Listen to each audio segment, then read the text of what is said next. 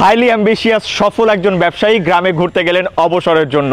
যে দেখলেন একটা জেলে অল্প কিছু মাছ নিয়ে নদীর তীরে ফিরে এসেছে, তাই তাকে প্রশ্ন করলেন এত কম মাছ নিয়ে কেন সে ফিরে এসেছে। তখন জেলে উত্তর দিল, কম সময় দিয়েছি তাই, সময় আর একটু বেশি দিলে আর একটু বেশি মাছ পেতাম। তখন বিজনেসম্যান তাকে বুদ্ধি দিল, যদি তুমি আর একটু বেশি সময় দিয়ে একটু বেশি মাছ সংগ্রহ করতে তাহলে প্রতিদিনের ইনকাম থেকে কিছুটা সেভিং হতো, যেটা দিয়ে তুমি ভবিষ্যতে একটা বড় নৌকা কিনতে পারতে। জেলে তখন পাল্টা প্রশ্ন করলো, তাতে কি এমন হতো? বড় নৌকা দিয়ে তুমি অনেক বেশি মাছ ধরতে পারতে আর নদীতে অনেক বেশি সময়ও থাকতে পারতে, যেটা দিয়ে দ্রুত তোমার অর্থনৈতিক সফলতা আসতো আর খুব দ্রুতই তুমি অবসরে যেতে পারতে, যেখানে তুমি তোমার আত্মীয় স্বজন এবং বন্ধু বান্ধবের সাথে সময় কাটাতে পারতে, পরিবারকে একান্ত আপনজনকে সময় দিতে পারতে। তখন জেলে মৃদু হেসে বলল, আমি তো এটাই করছি মশাই।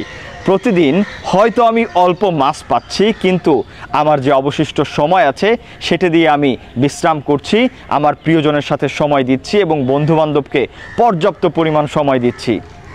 ইয়েস, গল্পের ঠিক এই জায়গায় আমরা মাঝে মাঝে বুঝতে ভুল করি, ভাবি আরও কিছু সফলতা আসলে হয়তো বা অবসরে যাব, আরও কিছু সফলতা আসলে বা ওই জিনিসটা পেয়ে গেলে আমি হয়তো আনন্দে থাকব। কিন্তু প্রকৃত আনন্দ বর্তমানেই। আমি আপনি বর্তমানটাকে কিভাবে নষ্ট করে ভবিষ্যতের একটু সুখের জন্য চেষ্টা করছি, সেটা আরেকবার ভাবা উচিত নয় কি?